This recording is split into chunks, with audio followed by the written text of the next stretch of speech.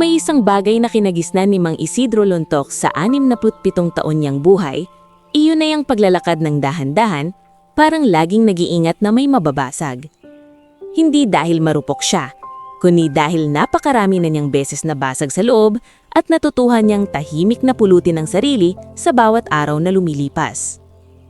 Sa likod ng palengke, sa isang lumang paupahang parang sinlaki lang ng dalawang magkapatong na kwarto, doon nakatira si Mang Isidro kasama ang asawa niyang si Aling Corazon. Kapag umaga, bago pa mag-ingay ang mga tricycle at magluto ang karinderya sa kanto, naririnig na niya ang mahina at paus na ubo ni Corazon. Isidro, mahinang tawag nito isang umagang malamig ang simoy.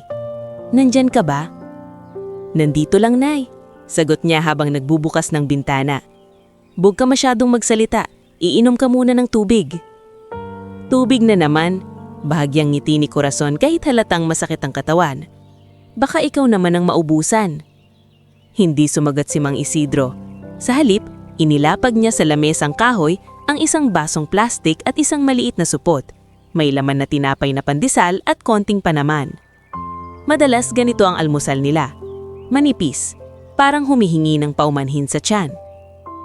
Sa kabilang dulo ng silid, may lumang school bag na nakasabit sa pako. Pagkabukas ng pinto, sumilip ang apo nilang si Seth, 16, payat pero may matang parang laging nagmamadali. Lo, may pasok na ako, sabi nito. May test kami sa math. Kumain ka muna, sabi ni Mang Isidro. May pandesal. Lo, okay lang, late na ako. Yumuko si Seth, halatang ayaw tumingin sa lamesa dahil alam niyang konti lang talaga ang pagkain. Hinawakan ni Mang Isidro ang balikat ng apo. Seth, kahit konti, huwag kang papasok na walang laman ng tiyan, hindi ka makakapag-isip. Tumanggo si Seth at kumuha ng kalahating pandesal. Habang nungunguya, sumingit ang tanong na matagal nang nakababad sa hangin sa pagitan nila. Lo, yung tuition ko po, sabi ni Ma'am, next week daw deadline. Hindi nagbago ang mukha ni Mang Isidro pero may kumirot sa dibdib niya. Hindi ito ang unang beses na narinig niya iyon at alam din niyang hindi ito ang huling beses. Ayusin natin, sabi niya, pilit pinatatagang boses. May paraan, huwag kang matakot. Sa oras na umalis si Seth, sakalang huminga ng malalim si Mang Isidro. Dumukot siya sa bulsa ng shorts at inilabas ang isang maliit na garapon na puno ng barya. May 5 piso, 5, 25. Kumikin lang sa liwanag ng umaga, pero sa kanya, parang bawat barya ay may bigat ng isang panalangin. Iyon ang ipambibili niya ng bigas, sardinas at gatas. At iyon din ang ipapakita niya sa mundo, kahit hindi niya gustong ipakita. Ang Buena Mara Grocery ay nasa gitna ng bayan. Malawak, maliwanag, may aircon na nanlalamig hanggang buto kapag pumasok ka. Sa labas nito, laging may guard at laging may karatalo ng bawal ang magulo at bawal ang humawak ng paninga kung hindi bibili. Mula sa paupahan, 10 minuto ang lakad ni Mang Isidro pero dahil sa tuhod, nagiging 20. Dahan-dahan siya sa gilid ng kalsada, iniingatan ng supot na may garapon na barya na parang dalang itlog. Pagdating niya sa grocery, bumungad ang guard na si Rodel Sarmiento. Matangkad, maitim, mukhang istrikto pero may matang marunong unawa. Good morning po, Tay, bati ni Rodel habang binubuksan ang pinto. Magandang umaga, iho. Pasensya na, baka abala na naman ako. Hindi po kayo abala, mabilis na sagot ni Rodel. Ingat lang po sa sahig, minsan madulas sa gulayan. Ngumiti si Mang Isidro pero saglit lang. Pumasok siya at inamoy ang halong amoy ng tinapay, sabon at malamig na hangin. Sa loob, abala ang mga tao. May mga pushcart na puno, may mga batang hihila sa braso ng magulang, may mga cashier na mabilis ang kamay, at sa isang sulok, may babaeng naka-uniform na utility staff na naglalakad dalang map. Si Joyce Magsino. Hindi pa man siya lumalapit, napansin na agad ni Joyce ang matandang pumasok. Sa dami ng taong nagdaraan dito, si Mang Isidro ang isa sa mga hindi mo malilimutan. Maayos man manamit pero luma, laging may dalang maliit na listahan at laging may tingin na parang nakikiusap sa bawat presyo. Lo Isidro! Tawag ni Joyce. Nilapitan siya agad. Andito na naman kayo. Joyce, magalang na bati ni Mang Isidro. bibili lang ako ng konti. Huwag mo na akong intindihin. Lo, tubig muna po. Dumukot si Joyce ng maliit na bote mula sa gilid ng cleaning cart. Ang lamig dito, baka sumakit dibdib nyo. Salamat, Hiha. Tinanggap niya ang bote na parang malaking bagay iyon sa kanya. Kamusta po si Aling Corazon? Tanong ni Joyce, dahan-dahan ang boses, parang ayaw makasakit. Humigpit ang hawak ni Mang Isidro sa bote. Ganun pa rin, kailangan ng check-up ulit, pero kakayanin. Lo, kung may kailangan po kayo. Ay hindi, mabilis niyang putol. Hindi ako sanay manghingi. Nagpapasalamat lang ako sa Diyos na may natitira pa akong barya. Nang marinig iyon, napalunok si Joyce. Alam niyang hindi niya mababago ang hiya at dangal na dala ng matanda sa loob ng isang araw. Kaya ang ginawa niya, nagkunwaring may ibang concern. Sige po, pero kung bibili kayo ng gulay, sa bandang likod may mga nakapak na mas mura. Nandun yung mga pwedeng lutuin agad. Kumindat siya, parang sikreto. Napangiti si Mang Isidro. Talaga? Salamat. Ikaw talaga, Hiha, ang bait mo.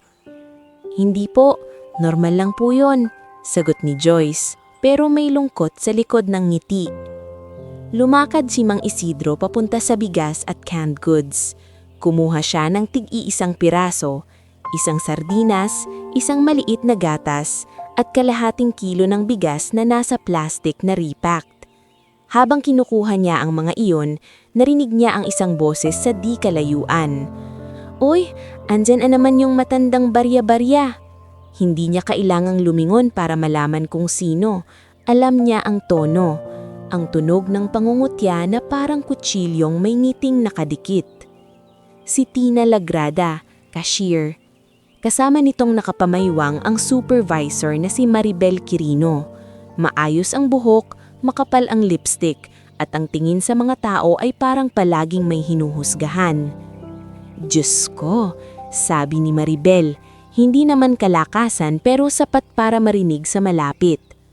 Kung wala namang pambayad, bakit dito pa bumibili? Naka-aircon tayo, hindi tayo palengke. Sumikip ang dibdib ni Mang Isidro pero hindi siya tumingin. Inilagay na lang niya sa basket ang mga binili at lumakad patungo sa pila. Pumipili ng cashier na mas maikli ang linya. Pero sa bawat hakbang, nararamdaman niya ang mga matang nakasunod. Hindi lahat pero sapat para maipadama sa kanya na isa siyang istorbo. Sa linya, nakatayo ang isang lalaking may basket na puno ng chichirya at soft drinks, si Kiko Raimundo, rider na laging nagmamadali.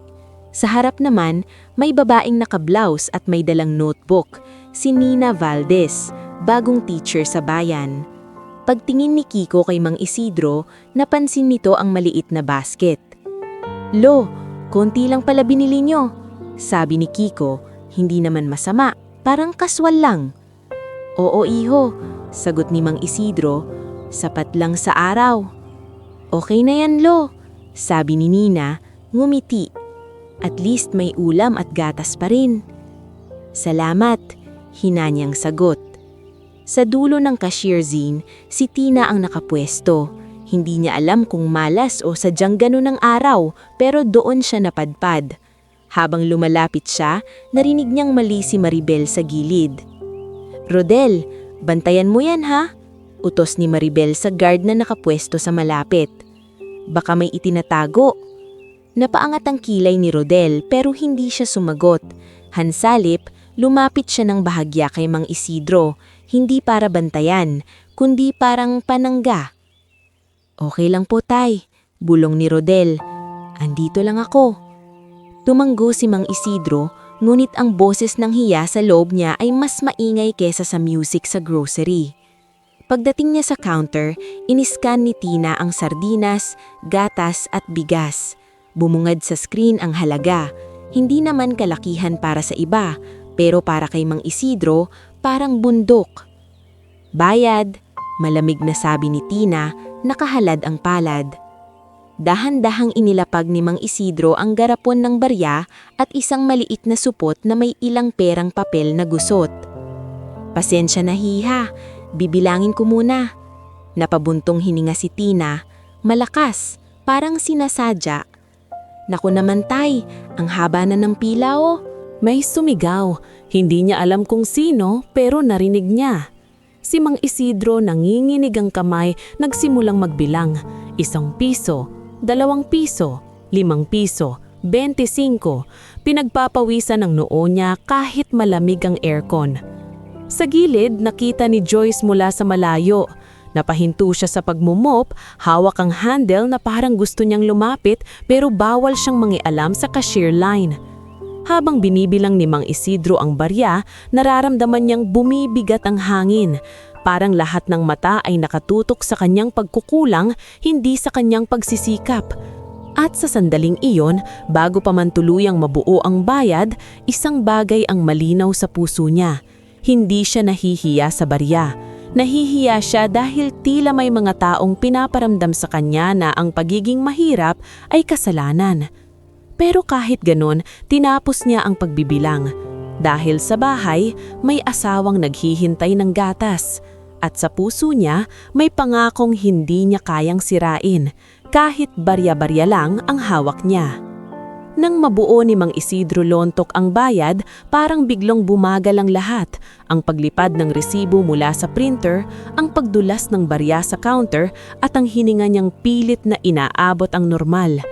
Nanginginig pa rin ang mga daliri niya habang tinutulak ni Tina Lagrada ang sukli. Konting sentimo, parang piraso ng dignidad na ibinalik ng walang gana. O ayan, kumpleto na, sabi ni Tina saka tumingin sa susunod sa pila na para bang si Mang Isidro ang dahilan ng pagkaantala ng mundo.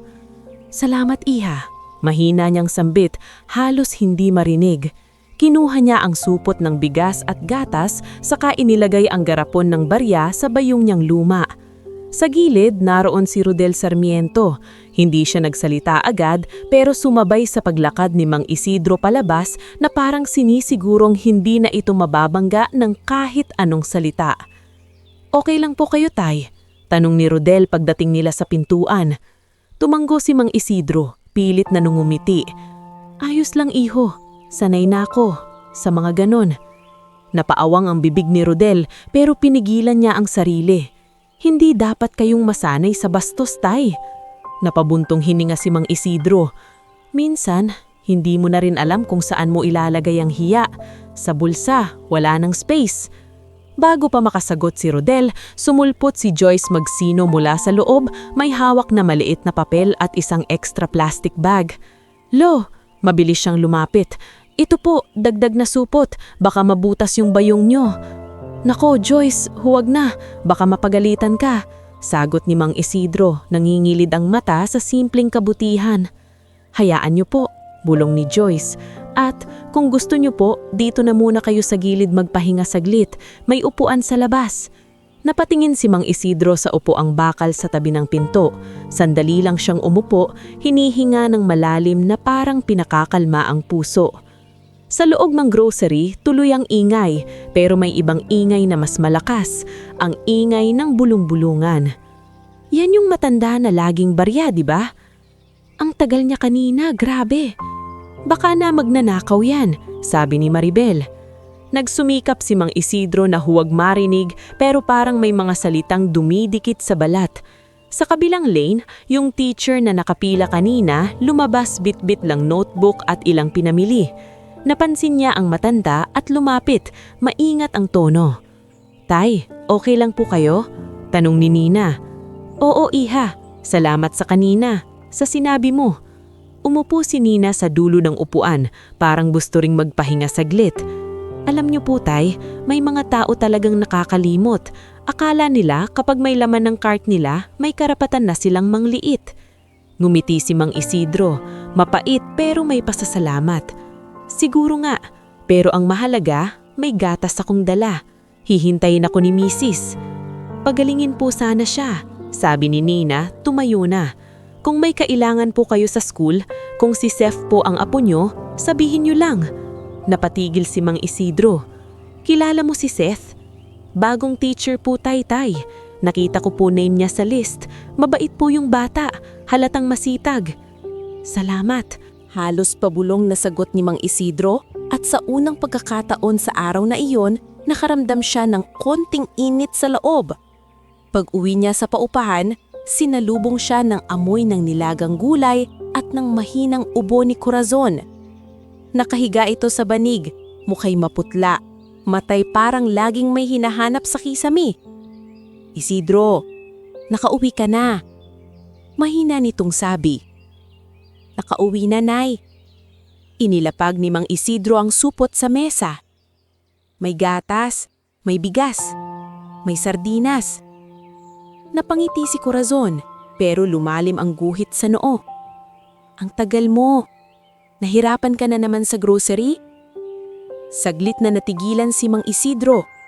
Ayaw niyang magsumbong, ayaw niyang dagdagan ang bigat ng asawa. Pero parang narinig ni Corazon ang sagot sa katahimikan. "Huwag mo niyang itago." Mahinang sabi nito. "Nararamdaman ko sa boses mo." Umupo si Mang Isidro sa tabi niya. "Wala yon. Barya lang. Pinagtitingnan lang ako. Pinapadali nila." "Isidro." Mahina ngunit matalim ang boses ni Corazon. "Huwag mong hahayaan na ang pera ang magdikta kung sino tayo. Naging marangal ka buong buhay mo.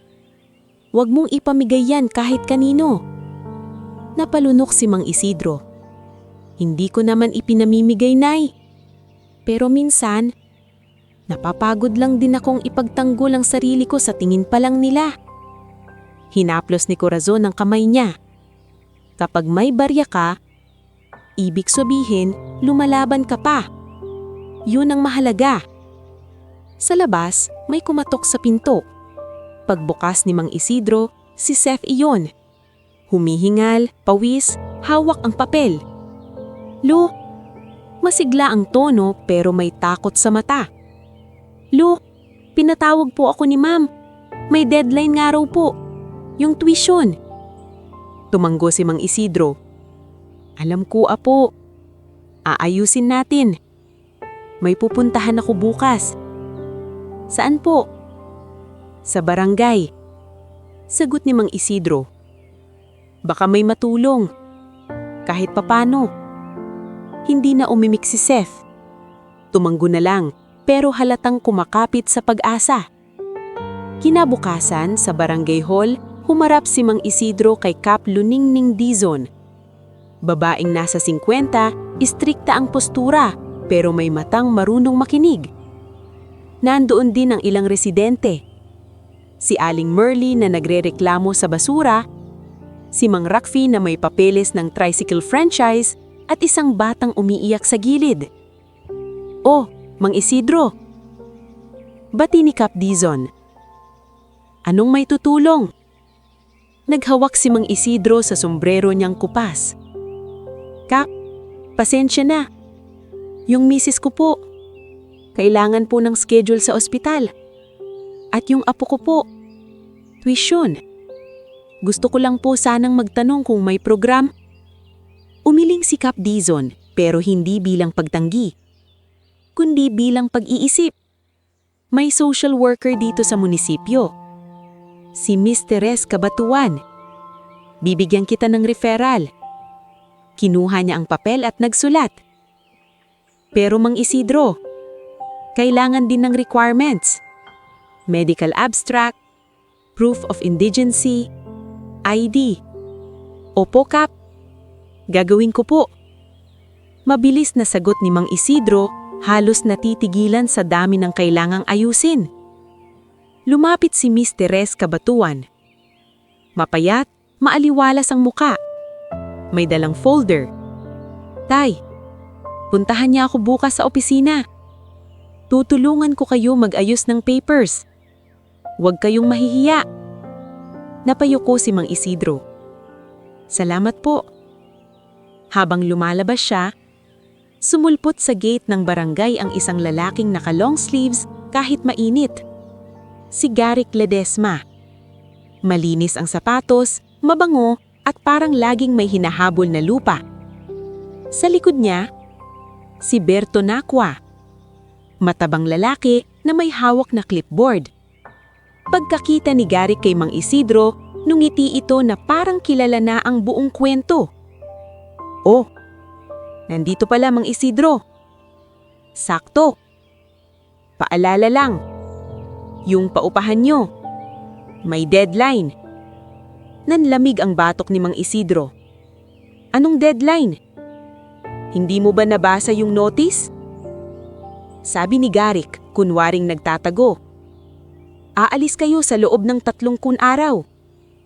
Bibilhin ko na yung lupa. Magpapatayo ako ng commercial space. Malaki ang kita. Malinis ang lugar. Hindi na bagay sa mga..."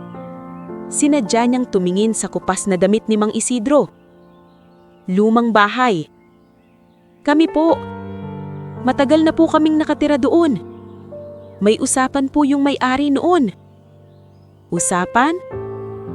Tumawa si Garrick, maiksi at malamig. "Sa papel tayo, Mang Isidro. Sa papel." Sumingit si Berto, mas lalo pang masama ang tono. "Kung gusto niyo po, Tay, pirma lang kayo. May maliit na tulong panglipat. Pero kung magpapatigas kayo, baka mas mahirap."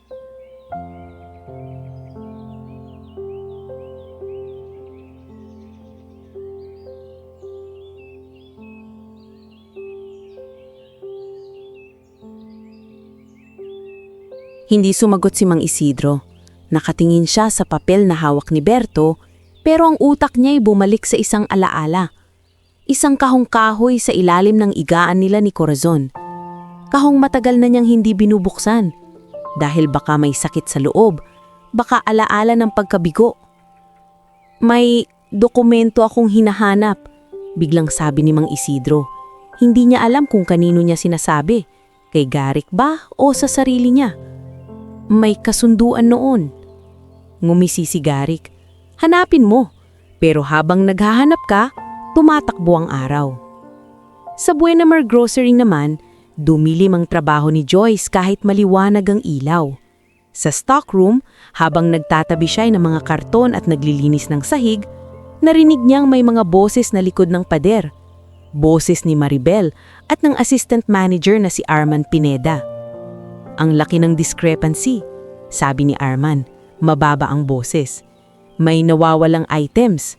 Kailangan nating may masisisi." "Madali lang yan," sagot ni Maribel. Parang walang konsensya. "Yung mga mahihirap, yung matandang barya-barya, kahina-hinala yun. Isang complaint lang, sisikat na kwento." "Pero paano kung magtanong si Enzo?" tanong ni Arman. "Hindi yang papasok dito. Busy yun sa mga meeting," sagot ni Maribel. "At saka kung may mawawala, may papasok din. Alam mo na." Napahigpit ang hawak ni Joy sa map. Parang biglang naging mabigat ang hangin sa stockroom. Hindi niya lubos maintindihan ang buong sistema, pero malinaw sa kanya ang isang bagay. May ginagawang mali at ginagamit nila ang mga taong tulad ni Mang Isidro bilang takip. Sa labas ng stockroom, dumaan si Rodel. Napansin ang pamumutla ni Joyce.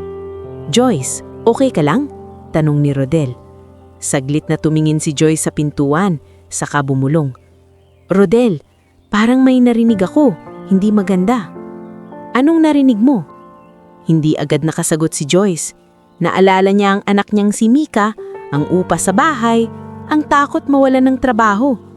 Pero naalala rin niya ang kamay ni Mang Isidro na naninginig sa barya.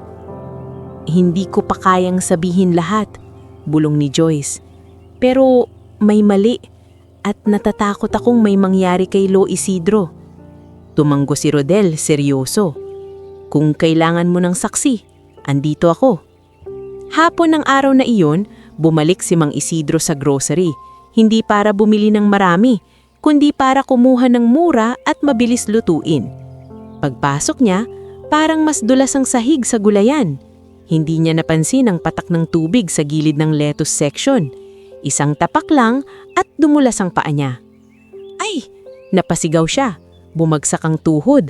Kumalat ang ilang pirasong gulay sa sahig. Sa halip na tulong ang unang dumating, boses ni Tina ang pumailan lang mula sa cashier. "Ano ba yan, Tay? Hindi kayo tumitingin, nakakaabala kayo. Nang narinig iyon, sumugod si Rodel. Mabilis na inabot ang braso ni Mang Isidro bago pa ito tuluyang mauntog. "Sir, okay lang po." "Tay, hawakan niyo ako," sabi ni Rodel. Inangat siya dahan-dahan. Dumating si Joyce, hawak ng tissue at bote ng tubig. "Lo, dumugo po ba? Diyos ko." "Hindi hiha," nanginginig na sagot ni Mang Isidro. "Nahilo lang ako." Sa gilid, naroon si Maribel, nakapamaywang. "Rodel, i-report mo yan ha? Baka mamaya sisihin pa tayo." "Tay, kung hindi kayo maingat, wag na kayong pumunta dito." Napatingin si Mang Isidro kay Maribel. Hindi galit, kundi sugatan. "Hindi ko po sinasadya, ma'am." "Hindi sinasadya, sabi ni Maribel, iritable. "Lagi na lang." Tinulungan siya ni na Joyce at Rodel makaupo sa bench malapit sa labas, katabi ng cart return. Sa pagitan ng hininga, naramdaman ni Mang Isidro ang bigat ng araw. Ang barya, ang notice ni Garik, ang sakit ni Corazon, ang tuition ni Seth, at ngayon, ang pagkadulas na parang patunayan sa mata ng iba na siya'y problema. Hinawakan ni Joyce ang kamay niya, maingat. "Lo, pasensya na po sa kanila. Hindi lahat ganyan." Ngumiti si Mang Isidro, gumlit basag ang ngiti. "Hindi mo kasalanan, hiha. Ang mundo lang talaga. Minsan, mas madulas kaysa sa sahig." Sa gabi na iyon, pag-uwi niya, hindi na siya dumiretso sa lamesa. Lumuhod siya sa tabi ng higaan nila ni Corazon at hinala ang lumang kahon sa ilalim, ang kahong matagal na niyang iniiwasan. "Tay," mahinang tawag ni Corazon, "ramdaman ka ba? Bubuksan mo na?" Tumango si Mang Isidro, nilunok ang takot. "Kailangan na, Nay. Baka nandito yung sagot, bago pa kami ubusin ng mga deadline." Dahan-dahan niyang binuksan ng takip at sa loob, sumalubong ang amoy ng lumang papel, mga dokumentong tila naghihintay ng tamang oras para magsalita. Dahan-dahang bumukas ang lumang kahon na parang bibig ng isang lihim na matagal ng kinikimkim. Sa ilalim ng higaan, ilang taon na itong nakatago. Hindi dahil nakalimutan, kundi dahil takot si Mang Isidro Lontok na kapag hinarap niya ang laman nito, baka tuluyan niyang maramdaman ang bigat ng mga panaong akala niya'y nalampasan na. "Dahan-dahan lang," mahining sabi ni Aling Corazon, nakahiga ngunit gising na gising ang mga mata. "Baka mapunit." "Parang ako, Nay," pabirong sagot ni Mang Isidro pero basag ang boses. "Pag masyadong binilisan, mapupunit." Sa loob ng kahon, may lumang envelope na may kupas na pangalan, Buena Mar, Kasunduan. May ilang resibo, lumang ID at isang larawan na halos kupas na rin. 2 lalaki sa pier, isang matanda at isang batang nakangiti habang may hawak na pandesal. Napatigil si Mang Isidro. Hindi niya agad kinilala ang bata pero pamilyar ang mga mata. Yung tinging parang may utang na loob at takot na mawala ang pag-asa. "Isidro?" bulong ni Corazon. "Yung batang yan?" "Hindi ko na maalala ang pangalan," sagot ni Mang Isidro. "Pero tanda ko, nahimatay siya noon sa pier. Wala siyang kasama. Pinakain ko, pinaupo ko sa lilim." "Baka siya yung..." Nagsimula si Corazon ngunit pinutol ng isa pang ubo. Hindi na sila nag-usap pa. Dahil sa envelope, may nakatiklop na papel na may pirma at petsa. Kasunduan tungkol sa isang lupang ipinagbili noon na may nakasaad na pangakong magbibigay ng trabaho at tulong sa komunidad. Hindi malinaw lahat dahil kupas ang tinta, pero malinaw ang isang bagay. May obligasyon doon at may pangalan ng buyer, Buena Mar.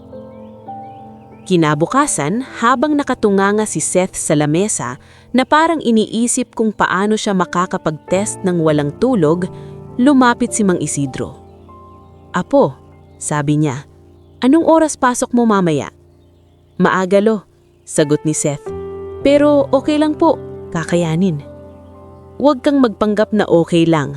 Marahan ngunit matatag na sabi ni Mang Isidro. Alam kong mabigat yan, pero makinig ka. May papeles tayong aasikasuhin at may pupuntahan ulit ako mamaya.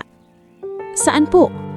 Sa grocery, sagot ni Mang Isidro, hawak ang envelope. Hindi para makipag-away, para lang baka may matanong ako. Hindi na umimik si Seth. Takot siyang magtanong pa, baka madagdagan ang alalahanin ng lolo niya. Pero nang umalis si Seth, napatingin si Mang Isidro kay Corazon. Kung sakaling may mangyari, huwag kang mag-alala. Hindi ko hahayaan na mapalayas tayo ng basta-basta. Ngumiti si Corazon, mahina. Hindi ko kinatatakutan ng kahirapan, Isidro. Ang kinatatakutan ko, yung mawalan ka ng pag-asa sa sarili mo. Tumango si Mang Isidro. Hindi ko ibibigay yon kahit kanino. Sa Buena Mar Grocery, mas maingay ang hapon kaysa dati.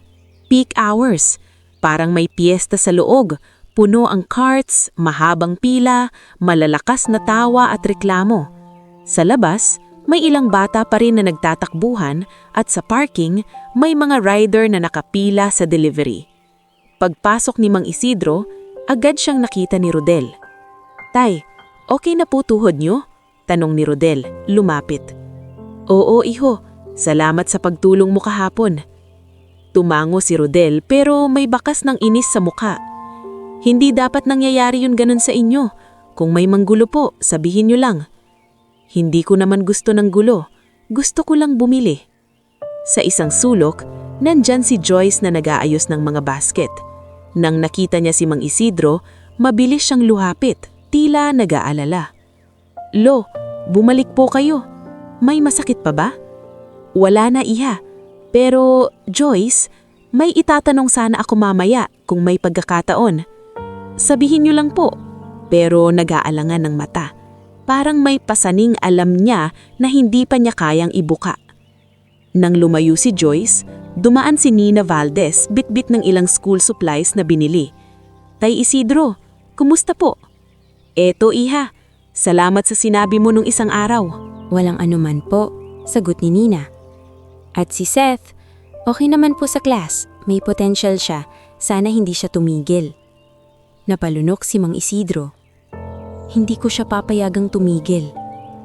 Sa mga sandaling iyon, kahit papaano nabawasan ang bigat sa dibdib niya. Pero habang lumalapit siya sa canned goods, nakita niyang naroon na naman si Maribel Quirino sa may counter area, nag-iikot na parang reyna ng lugar. Kasunod niya si Arman Pineda, hawak ang clipboard, nakasimangot.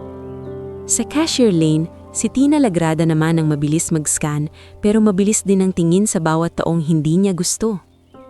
Kumuha si Mang Isidro ng konting pinamili, gatas, sardinas at isang maliit na pack ng oatmeal na sinabi ni Dr. Amihan Lerma noong huling check-up nila na mas okay daw para kay Corazon. Hindi niya alam kung paano niya ito babayaran pero pinilit niyang isama. Baka sakaling gumaan ang pakiramdam ng asawa niya. Habang naglalakad siya papunta sa pila, sumingit sa loob niya ang alaala ng envelope. Hinaplos niya ito sa bulsa ng polo niya, parang panghahawak sa lakas ng loob. Sa pila, naroon ulit ang mga pamilyar na mukha, ngunit may mga bagong karakter din. Sa unahan, may isang matandang babae na sosyal ang ayos, may alahas at mamahaling bag, si Donna Celestine Ubaldo, kilalang suki ng grocery. Kasunod niya si Kiko Raimundo na may dalang energy drink at tinapay. Sa gilid, may isang batang umiiyak at hinihila ang nanay. Sa kabilang lane, naroon si Nina, nakapila rin. "Lo, dito po kayo," sabi ni Kiko, kumaway kay Mang Isidro. "Sa lane na to, mabilis." "Salamat iho," sagot ni Mang Isidro at doon siya pumila. Sa dulo ng lane, si Tina ang cashier. Hindi niya na naman naiwasan. Sa gilid, nakatayo si Joyce, kunwari nag-aalis ng produkto pero malinaw na binabantayan si Mang Isidro. Si Rodel naman nakapwesto sa malapit, parang handang pumagitna kung kinakailangan. Nang turn ni Donna Celestine, iniskan ni Tina ang mga imported na pagkain at mamahaling sabon. Nakangiti si Tina sa kanya, parang ibang tao. "O ayan po, Donna, pakiswipe na lang po," malambing na sabi ni Tina. Ngumiti si Donna Celestine, pero hindi sa cashier, kundi sa sarili niyang refleksyon sa salamin ng freezer. Pagkatapos, si Kiko. Mabilis ang transaction, mabilis ang ngiti. At pagkatapos, si Mang Isidro. Inilapag niya ang mga pinamili sa counter. Iniskan ni Tina, beep, beep, beep. Lumabas ang total. Bayad, sabi ni Tina, malamig ulit. Dahan-dahang inilabas ni Mang Isidro ang supot ng barya. Mas kaunti ngayon, mas halatang barya-barya. Naramdaman niya ang pag-igting ng hangin, parang alam na ng lahat ang eksena bago pa man magsimula. Hay naku, bulong ni Tina, hindi man sigaw pero sapat para marinig. Ito na naman tayo. Sa likod, may tumawa. Hindi niya alam kung sino, pero narinig niya ang tunog. Si Donna Celestine na hindi pa lumalayo, lumingon at nakita ang barya. Kumunot ang noon niya na parang nakakita ng dumi. Grabe naman, sabi ni Donna Celestine, malakas-lakas. Kung wala kang pambayad, umuwi ka na lang. Nakakaabala ka sa mga taong may ginagawa. Parang may humampas sa dibdib ni Mang Isidro. Napatingin siya sa babae pero hindi siya sumagot. Mas pinili niyang yumuko at magbilang. Pasensya na po, binibilang ko lang. Ang tagal naman, may sumingit. Bakit dito pa bumibili? Si Maribel, mula sa gilid, ngumiti, parang may inaabangang palabas. Rodel, mahina ngunit matalim na utos ni Maribel. Bantayan mo yan, baka may itinatago. Napatigas si Rodel, hindi siya gumalaw palapit para bantayan, kundi tumayo lang sa gilid ni Mang Isidro, parang paler. Ma'am Maribel, sabi ni Rodel, kontrolado ang boses. Customer po siya, nagbabayad po siya. Tumaas ang kilay ni Maribel. Ay wow, defender. Samantala, si Mang Isidro, nanginginig ang kamay, nagpatuloy sa pagbibilang. Ngunit sa pagmamadali, may barya siyang naulog. Gumulong ito sa sahig, kumalansing, parang tumatawa ang tunog. May sumunod na tawa mula sa pila. Baryaera, bulong ng isang babare. Nang yumuko si Mang Isidro para pulutin, bigla niyang naramdaman ng pagkahilo. Hindi dahil sa pagyuko, kundi dahil sa bigat ng hiya. Nasa gilid si Joyce, hawak ang basket, nanginginig ang labi. Gusto niyang sumigaw, pero natatakot siya. At sa mandaling iyon, may pumasok na lalaking nakapolo, may kasamang 2 staff na halatang galing sa meeting. Tumigil ang ilang tao, napalingon, may biglang bumati. Sir Enzo! Si Enzo Buenamar. Hindi siya agad tumingin sa mga produkto. Tumigil siya nang makita ang eksena. Ang matandang nakayuko, barya sa sahig, mga taong nakangisi, si Tina na nakasimangot, si Donna Celestine na nakapamaywang. At narinig niya ang huling pangungutya. Kung wala kang pambayad, umuwi ka na lang. Nanlaki ang mata ni Enzo. Parang may bumalik na alaala sa kanya, mabilis at matalim. Lumapit siya, mabilis ang hakbang at sa sobrang lakas ng boses niya, halos tumigil ang buong grocery. Tigilan niyo! Sigaw ni Enzo nang nginginig ang galit.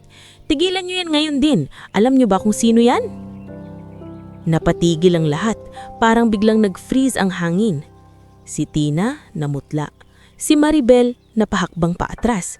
Si Donna Celestine nanigas ang mukha. Si Mang Isidro dahan-dahang tumingala. Nanginginig ang kamay na may hawak na barya.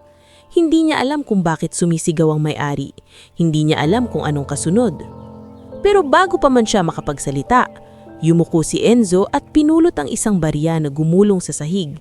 Inilapag niya iyon sa palad ni Mang Isidro, parang ibinabalik ang isang bagay na hindi dapat nalalaglag.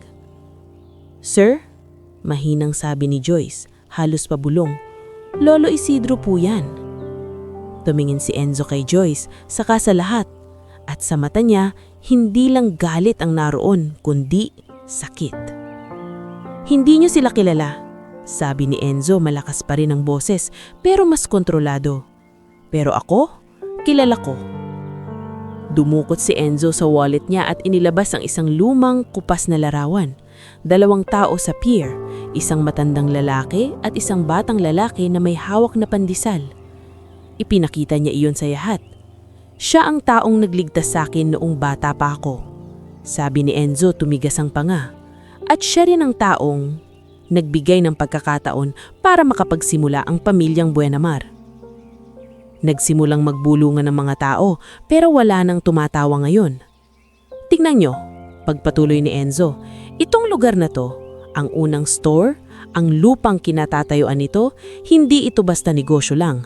May taong nagbigay nito sa amin noon sa presyong halos wala, kapalit ng pangakong tutulungan ng komunidad. Nilingon niya si Mang Isidro at biglang lumambot ang boses niya. Mang Isidro Lontok, kayo yun. Nanlambot ang tuhod ng ilan. Si Maribel parang nawalan ng kulay ang muka. Si Tina napalunik. Si Donna Celestine hindi makapagsalita. At si Mang Isidro nakaupo lang sa gilid ng counter, hawak ang barya. Hindi niya alam kung dapat ba siyang matuwa o lalong mahiya. Hindi ko kailangan ng gulo. Mahinang sabi ni Mang Isidro, halos bulong. Ngunit nakatingin si Enzo sa lahat, parang hukom na matagal ng tahimik. Hindi ito gulo. Ito ay respeto. At kung hindi nyo kayang ibigay yun sa isang matanda na nagbabayad ng marangal kahit barya-barya, wala kayong lugar dito. Sa isang kisap mata, parang nag-iba ang mundo sa loob ng grocery. Hindi na si Mang Isidro ang nakayuko sa hiya. Ang mga nangungutya ngayon ay hindi makatingin ng diretsyo. At sa sulok, si Arman Pineda, hawak ang clipboard na paatras. Parang alam niyang kapag naggising ang tunay na mata ni Enzo, hindi lang respeto ang hahabulin nito, kundi ang mga lihim na matagal nilang itinatago. Tahimik ang buong Buenamar Grocery, pero hindi yun yung tahimik na mapayapa, kundi yung tahimik na parang hinihintay ang susunod na utos ng isang taong kayang baguhin ang kapalaran ng kahit sinong nasa loob. Nakatingin si Enzo Buenamar sa mga staff, sa mga customer, at sa matandang nakaupo sa gilid ng counter na hawak pa rin ang barya na hindi niya alam kung dapat ba siyang matuwa o lalong mahiya. "Sir, pasensya na po sa amin," nanginginig sabi ni Tina. Hindi niya matapos-tapos ang pangungusap dahil nabulunokan siya ng bigla ang takot. Si Maribel naman na kanina'y nakatamaywang pa, ngayon ay pilit ngumiti na parang gusto niyang ipakita na misunderstanding lang ang lahat. "Sir Enzo, hindi naman po sa ganun. Routine lang po yung pag-iingat. Marami po kasing..." "Tumahimik ka, Maribel," putol ni Enzo, malamig ang boses. "Huwag mong bigyan ako ng dahilan na masira ka sa harap ng lahat. Hindi tayo nag-uusap tungkol sa pag-iingat. Nag-uusap tayo tungkol sa paghahamak." Napatakip ng bibig ang ilang customer. Si Doña Celestine Ubaldo, na kanina'y matapang, ngayon ay nakatingin sa sahig na parang biglang may nakita siyang mali sa sarili niya. Lumapit si Joyce Magsino, hawak ang isang maliit na upuan. "Lo Isidro, dito po kayo. Umupo po kayo ng maayos." "Joyce, okay lang," mahinang sagot ni Mang Isidro, pero sumunod siya. Nanginginig pa rin ang tuhod niya, hindi dahil sa pagkadulas kahapon, kundi dahil sa biglaang pagbaling ng atensyon ng buong mundo sa kanya. Si Rodel Sarmiento, nakapwesto sa gilid, halatang gustong magbitiw ng sama ng loob pero pinipigilan. Ang tanging nagawa niya ay tumayo ng tuwid, parang sinisiguro niyang hindi nalalapit sa matanda ang kahit anong mapanakit na salita. "Tay," sabi ni Enzo, lumuhod halos sa harap ni Mang Isidro para magpantay ang mata nila. "Nasaktan ba kayo? Nahilo kayo?" Agad na umiling si Mang Isidro. "Hindi po, hindi ako nasaktan. Nahihiya lang." Tumigas ang panga ni Enzo. "Kayo ang nahihiya, pero silang dapat mahiya." Sa likod, may marahang boses na sumingit, si Nina Valdez. "Sir Enzo," sabi niya, mahinahon ngunit malinaw. "Kanina pa po silang ganon, madalas pong parang normal na sa kanilang mangliit." Napalingon si Enzo kay Nina. "Salamat. Pero ngayon, hindi na magiging normal." Pagkatapos, tumayo si Enzo at tinignan ng kanyang staff na kasama niyang pumasok. "Jace," tawag niya sa isa. "Pause lahat ng transactions na lane na to, i-void muna yung pila, ipaunang medical." Pagkatapos ay lumingon siya sa isa pa. "Lara, tawagin mo si Doc o kahit medic at ipasok si Mang Isidro sa opisina." Nagtaas ng kamay ang ilang customer na nagrereklamo pero walang nangahas magsalita ng malakas. Ang bigat ng boses ni Enzo ay parang batas. Si Mang Isidro sa kabila ng lahat ay pilit tumayo. "Sir, Hindi ko kailangan ng special. Gusto ko lang bayaran ito at umuwi. Dahan-dahang huminga si Enzo. Tay, hindi ito special. Ito ay tama at may kailangan din akong malaman. Pinapunta niya si Mang Isidro sa maliit na opisina sa gilid ng grocery. Sumunod sina Joyce at Rodel at pati si Nina ay sumilip sandali pero nanatili sa labas. Tila ayaw makialam ng sobra. Pagpasok sa opisina, malamig at mabango ang air freshener. May mga framed certificate sa padea at sa mesa may mga folder na nakaayos. Ngunit ang mata ni Enzo ay hindi sa papeles, nasa matanda. Tay, marahang sabi ni Enzo, naaalala niyo po ba ako? Pinagmasdan ni Mang Isidro ang mukha ni Enzo. Malinis ang ayos pero may bakas ng batang minsang nanginginig sa gutom. Unti-unting bumalik ang alaala. Pierre, araw na mainit, isang batang halos mawalan ng ulirat. Parang, mahinang sabi ni Mang Isidro, ikaw yung batang nahimatay. Enzo ang pangalan mo noon, di ba? May nakasulat sa notebook mo. Nang marinig iyon, bahagyang kumislap ang mata ni Enzo. Opo, ako po yon, at kayo po ang nagligtas sa akin. Umiling si Mang Isidro, parang ayaw tanggapin na naging malaki ang ginawa niya. Nagbigay lang ako ng pandesal. Pinaupo lang kita. Sinabihan kong umuwi ka sa nanay mo. Hindi lang po yon, sir, sagot ni Enzo, nanginginig ng boses sa pagpipigil ng emosyon. Wala po akong nanay noon na masasandalan. Ang tatay ko po lulong sa bisyo. Yung pandesal na binigay nyo, yun po ang unang beses na may tumingin sa akin na hindi ako basura. Saglit na natahimik si Mang Isidro. Sa tabi, si Joyce ay napapakikit, parang nadadala. Sir Enzo, maigat na singit ni Joyce. Lo Isidro po, may asawa po siyang sakit, si Aling Corazon, at yung apo niya po si Seth, may problema po sa tuition. Tumanggo si Enzo, parang may malaking pinto sa utak niya na biglang bumukas. Tay, sabihin niyo sa akin lahat. Anong nangyayari sa inyo? Napayugo si Mang Isidro. Ayoko pong gawing utang na loob lahat. Hindi po ako pumunta para humingi. Hindi kayo humihingi. At hindi ko rin ito gagawing utang na loob. Ginagawa ko ito dahil may responsibilidad ako. At dahil tao tayo. Bumuntong hininga si Mang Isidro at sinabi ang totoo. Ang dialysis schedule na hindi makuha, ang gamot na mahal, ang paupahang gustong ang ni Garrick Ledesma at ang deadline ng tuition ni Seth.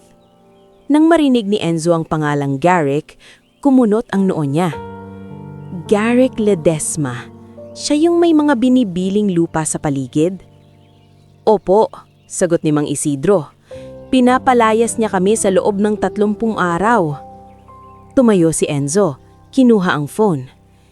Tay, bago ang lahat, tutulungan ko muna kayo sa immediate. Lumabas si Enzo sandali at tinawag ang HR at auditor. Tawagin si Attorney Selma Rigor at si Paulo Santillan, ngayon din. Pagbalik niya sa loob, tumingin siya kay Joyce. Joyce, may kilala akong nephrologist, Dr. Amihan Lerma. Siya ang doktor ng mama ko noon. Tatawagan ko siya. Kailangan makita si Aling Corazon. Nanlaki ang mata ni Mang Isidro. Sir, baka naman... Tay, putol ni Enzo, pero hindi galit, kundi buong-buo ang desisyon. Kung ayaw niyong tanggapin dahil pride, iintindihin ko. Pero kung ayaw niyong tanggapin dahil ayaw niyong maging pabigat, mali yun. Kasi hindi kayo pabigat. Kayo ang dahilan kung bakit may negosyo akong maipagmamalaki. At kung may maipagmamalaki ako, dapat may maipagmamalaki rin kayo sa sarili nyo. Nag-init ang mata ni Mang Isidro. Hindi siya umiyak, pero halatang lumalaban. Sa labas ng opisina, meanwhile, nagkakagulo ang staff, hindi dahil sa customer, kundi dahil sa takot. Sina Maribel at Tina ay pinatawag ni Enzo sa conference area kasama si Arman Pineda. Pagdating ni na Attorney Selma Rigor at Paulo Santillan, agad na sinalubong sila ni Enzo. Selma, Paulo, sabi niya, may reklamo ako at hindi lang ito tungkol sa disrespect.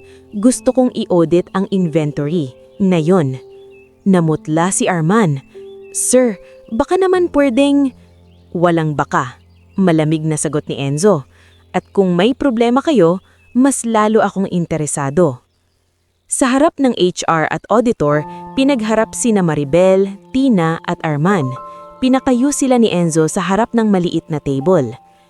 Maribel, sabi ni Attorney Selma, may mga report na tungkol sa verbal harassment at profiling ng customers. Totoo ba? Hindi po. Sir, ma'am, mabilis na sagot ni Maribel. Nag-iingat lang po kami. Marami po kasing namawala. Ang tanong, singit ni Paulo, bakit laging sa mahihirap na pupunta ang duda? Natahimik si Maribel. Si Tina naman halos paiyak. Sir, sumusunod lang po ako. Sumusunod ka sa mali, sagot ni Enzo, ngunit hindi sumisigaw. At kapag mali, hindi ka inosente. Habang tumatagal ang usapan, lumabas ang unang ebidensya. May mga voided transactions na paulit-ulit, may mga resibo na parang may palusot sa coding, at may mga items na nawawala na hindi tugma sa sales report. Napatingin si Paulo kay Enzo. Sir, may pattern. Kailangan nating i-check ang stockroom logs at yung access. Napasinhap si Joyce sa loob ng opisina nang marinig iyon mula sa labas. Napapikit siya, parang may gustong sabihin, at sa wakas, lumapit siya kay Rodel. Rodel, yung narinig ko kahapon, baka ito na yon, bulong ni Joyce. Tumanggo si Rodel, mabigat ang tingin. Kapag humingi sila ng witness, magsasalita tayo. Sa loob ng opisina, tumawag si Enzo kay Dr. Amihan Lerma. Pinakinggan niya ang instructions, pagkatapos ay tumingin kay Mang Isidro. Dadalhin natin si Aling Corazon bukas sa klinik. At para kay Seth, may scholarship program kami, pero hindi charity. Mag-aaral siya, magpapatuloy, at balang araw, siya rin ang tutulong sa iba. Napatigil si Mang Isidro. Sir Enzo, hindi ko alam kung paano ako magpapasalamat. Ngumiti si Enzo. Ngayon ay mas mahina na ang boses. Tay, sinabi ko na, hindi mo kailangan magpasalamat. Ang kailangan mo ay mabuhay ng may dignidad. Nang gabing iyon, pag-uwi ni Mang Isidro, bit-bit ang mga pinamili, pero mas mabigat ang isip. Kinuwento niya kay Corazon ang nangyari. Ang sigaw, ang larawan, ang pagkilala.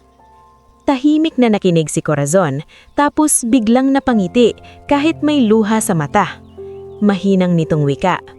Sabi ko sa'yo, Isidro, may mga kabutihang bumabalik. Hindi para suklian ka, kundi para ipaalala sa'yo na hindi na sayang ang buhay mo. Sa labas ng paupahan, sa dilim, may sasakyang huminto sandali, isang itim na SUV. Hindi nakita ni Mang Isidro kung sino, pero sa loob, si Garrick Ledesma ang nakatingin sa bintana, hawak ang phone, nakakunot ang noo. Hindi pa tapos. Bulong ni Garrick sa sarili. Kapag pumasok si Buenamar, mas magiging maduguto. At sa kabilang linya ng bayan, sa Buenamar Grocery, nagsimula na ang audit at kasabay nito ang unti-unting pagguho ng mga lihim na matagal nang itinago sa likod ng ngiti at uniform. Kinabukasan, bago pa sumikat ng todo ang araw, may katok na sa pintuan ng lumang paupahan ni Mang Isidro Lontok. Hindi iyon yung katok na naniningil o nananakot, kundi katok na parang may dalang bagong simula. Pagbukas ni Mang Isidro, bumungad si Joyce Magsino at si Rodel Sarmiento. Kapwa naka-casual, may dalang paper bag at isang maliit na cooler na may yelo. Sa likod nila, nakaparada ang isang puting van na may maliit na logo ng Buenamar Foundation. Loh, sabi ni Joyce, mahina ang boses para hindi magising ang buong paupahan. Andito po kami, dadalhin po natin si Aling Corazon sa klinik na Dr. Amihan. Napatigil si Mang Isidro, parang may takot na biglang mawala ang tulong kapag masyado siyang naniwala. Hiha, totoo ba to? Baka mamaya. Lo, totoo po, singit ni Rodel, seryoso. Saka si Sir Enzo mismo ang nagutos, nandun na po yung driver. Mula sa loob, narinig ang ubo ni Corazon. Isidro, sino yan? Mahinang tanong nito. Joyce at Rodel, anay, sagot ni Mang Isidro. Pumasok at tinulungan ng asawa na umupo. Dadalhin ka raw natin sa doktor. Napangiti si Corazon kahit halatang hirap. Ayoko ngang maging abala. Lumapit si Joyce at dahan-dahang hinawakan ang kamay ni Corazon. Hindi po kayo abala. Tao po kayo at may karapatan po kayong gumaling. Sa biyahe papuntang klinik, hindi madaldal si Mang Isidro. Pinagmamasdan niya ang kalsada, mga tindahang nagbubukas, mga estudyanteng naglalakad, mga kariton sa palengke, parang normal na umaga lang sa iba. Pero para sa kanya, bawat ilaw ng umaga ay may dalang bagong bigat. Pag-asa, natakot siyang hawakan. Sa klinik ni Dr. Amihan Lerma, sinalubong sila ng nurse na si Nurse Patria Solano. Maaliwalas ang mukha, mabilis ang kilos. Ma'am Corazon, pasok po kayo, maupo po kayo dito. Si Dr. Amihan naman, nasa early 40s, malinis ang puting coat, malinaw ang boses. Mang Isidro, sabi niya matapos tingnan ng chart. Kailangan nating ayusin ang schedule ni Ma'am Corazon. Hindi pwedeng napuputol-putol at may mga tests na dapat gawin para masigurong tama ang gamot. Napayuko si Mang Isidro. Dok, magkano po yan? Tumingin si Dr. Amihan kay Joyce saka bumanik kay Mang Isidro. Hindi niyo problema yan ngayon. Ang problema natin, paano siya tatagal at gagaan ang pakiramdam. Sa loob ng klinik, si Corazon ay napapikit. Luha ang tumulo sa gilid ng mata. Hindi siya umiiyak dahil sa sakit, kundi dahil sa pakiramdam na may taong humahawak sa kanya na hindi siya pinaparamdam na pabigat. Paglabas nila, may message si Joyce sa phone. Lo, sabi niya, si Sir Enzo po, pinapapunta kayo mamaya sa Buenamar Grocery. May meeting daw po tungkol sa scholarship ni Seth at tungkol sa paupahan. Nang marinig ni Mang Isidro ang paupahan, kumapit ang dibdib niya. Naalala niya ang itim na SUV sa labas kagabi. Naalala niya si Garrick Ledesma na parang ahas kong gumiti. Oo, sagot ni Mang Isidro, maingat. Pupunta ako. Pagdating sa Buenamar Grocery, iba na ang aura. Parang may bagong hangin sa loob. Hindi dahil sa aircon, kundi dahil may takot na nawala at may pag-asa na pumasok. May isang maliit na poster sa entrance. Dangal Program, Senior and PWD Priority Lane. Sa gilid, may Please treat all customers with respect. Simple lang, pero para kay Mang Isidro, parang unang beses na may nakasulat na may lugar ka dito. Sa loob ng office area, naghihintay si Enzo Buenamar kasama si Attorney Selma Rigor, si Paulo Santillan at si Nina Valdez. Nandun din si Kap Luningning Dizon at sa video call si Miss Therese Cabatuan na social worker. Tay, bati ni Enzo, tumayo agad. Kumusta si Aling Corazon? Na-check po, sabi ni Mang Isidro. Sabi ni Doc Amihan, aayusin daw po. Tumanggo si Enzo. Aayusin natin. Pagkatapos, tumingin si Enzo kay Nina. Nina, ikaw na muna sa scholarship. Naupo si Nina at inilabas ang notebook niya. Mang Isidro, si Seth po, mahusay po siya sa klase. Kaya po namin siyang isama sa scholarship screening. Pero kailangan po ng ilang requirements. Grades, proof of residency, hindi po ito pabigat. Simple lang. Gagawin ko. Mabilis na sagot ni Mang Isidro. Sumingit si Attorney Selma. At tungkol sa paupahan, Mang Isidro, may nagsumiti ng notice sa inyo si Garrick Ledesma, ama? Opo, sagot ni Mang Isidro. Inilabas ang envelope at ang kasunduan. Ito po yung nahanap ko. Lumang kasunduan. Hindi ko po alam kung valid ba. Inabot niya ang papel kay Attorney Selma. Binasa nito ng maingat, saka tumingin kay Paulo. Paulo, tingnan mo yung pirma at petsa, sabi ni Attorney Selma, at yung clause tungkol sa community obligations. Nag-angat ng salamin si Paulo, masinsin ang mata. May clause dito, sabi niya, na kapag may redevelopment, dapat may relocation assistance at may konsultasyon sa barangay at tenants. Hindi pwedeng basta eviction lang. At may nakasaad na priority ang mga long-term residents. Napasinghap si Mang Isidro. Ibig sabihin, hindi niya kami basta mapapaalis? Tumanggo si Attorney Selma. Hindi basta-basta, lalo na kung may due process at may proteksyon. At dahil may history itong lupa at may community clause, mas malakas ang laban. Nang marinig iyon, huminga ng maluwag si Mang Isidro. parang unang beses sa mahabang panahon. Ngunit hindi pa tapos. Lumabas si Enzo at tinawag ang ilang tao sa meeting room. Si Joyce, si Rodel, at pati si Tina Lagrada. Si Tina, halatang nanginginig, parang sasabog sa hiya. "Sir, pasensya na po. Mali po ako." Tumingin si Enzo sa kanya. "Hindi ako naghahanap ng drama, Tina. Naghahanap ako ng pagbabago. Pero kailangan mong maintindihan, ang paghamak mo kay Mang Isidro, hindi lang sa kanya. Sa lahat ng taong barya-barya ang hawak." Tumanggo si Tina, umiiyak na.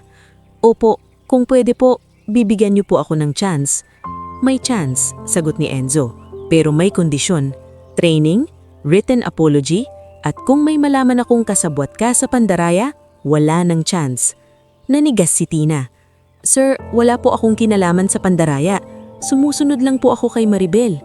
Sa gilid, sumingit si Joyce. Naninginig ang boses, pero buo ang loob.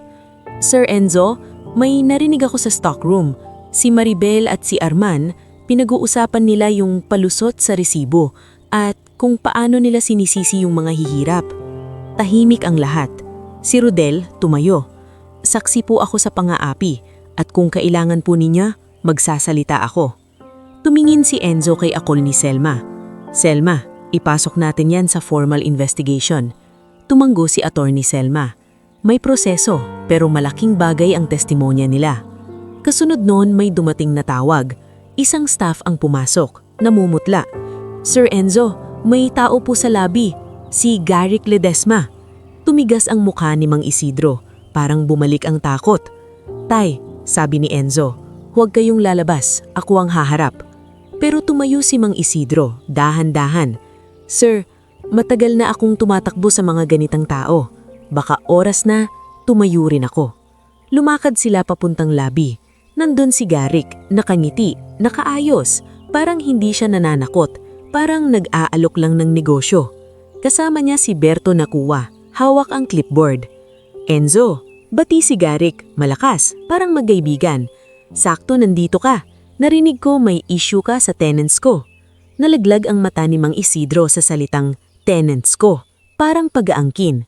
"Garrick," malamig na sagot ni Enzo, "huwag mong gawing personal. Pero oo, may issue.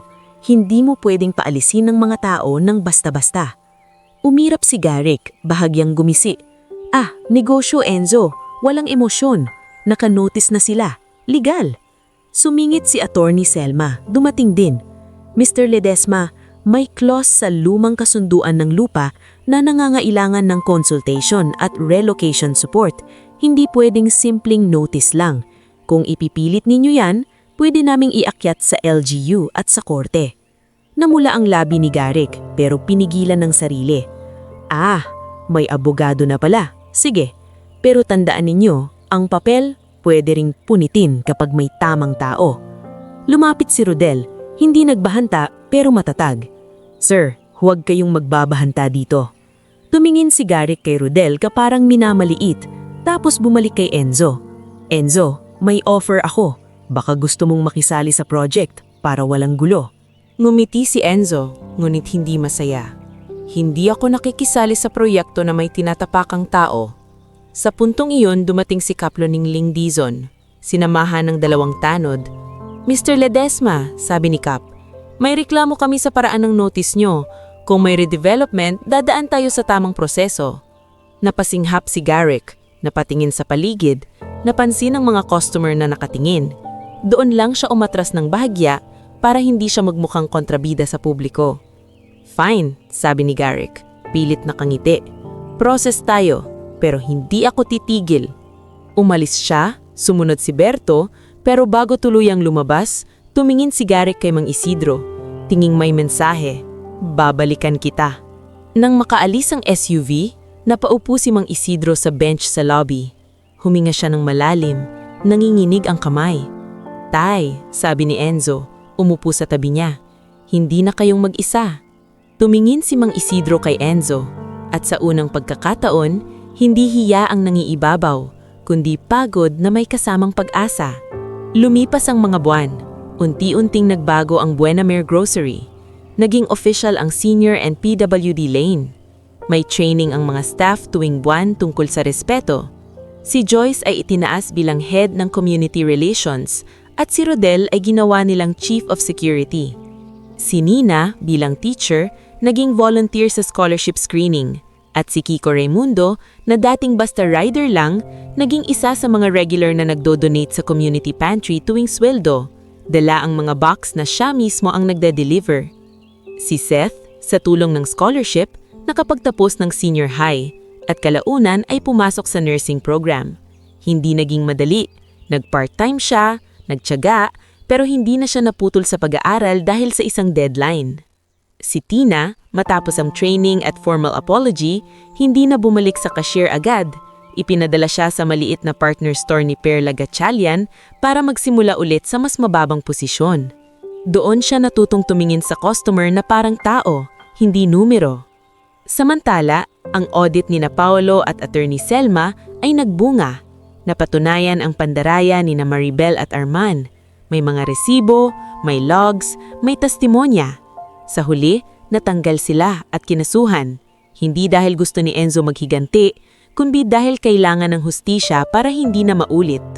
At tungkol sa paupahan, sa tulong ng LGU at ng clause sa kusunduan, napilitan si Garek na umatras sa marahas na eviction.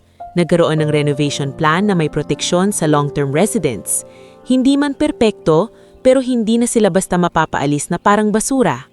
Sa loob ng bahay, dumating ang araw na tahimik na pumanaw si Aling Corazon. Hindi ito dramatikong esena sa kalsada. Tahimik lang. Hawak ang kamay ni Mang Isidro, nakatingin sa maliit na bintana. Isidro, mahina nitong sabi bago pumikit. Huwag mong kakalimutan. Hindi tayo barya-barya lang. Hindi ko kakalimutan, Nay, sagot ni Mang Isidro. At kahit may luha, may ngiti rin siyang kasama. Dahil alam niyang nakita ni Corazon ang pag-angat ng buhay nila bago siya umalis. Ilang taon nang lumipas, sa likod ng Buena Mare Grocery, may maliit na seremonya. Nandoon ang mga empleyado, mga estudyante, mga senior na suki. May tarpaulin na nakasulat, Dangal Program Anniversary. Tinawag ni Enzo si Mang Isidro sa entablado. Hindi ito entabladong pang-show, simpleng platform lang, pero sa mata ng marami, parang altar ng pagkilala. Tay Isidro, sabi ni Enzo sa mikropono, maraming tao ang sumusukat ng halaga sa dami ng pera. Pero natutunan ko na may mga taong barya-barya ang hawak pero buo ang puso. Tahimik ang lahat. Si Joyce at Rodel ay nasa unahan.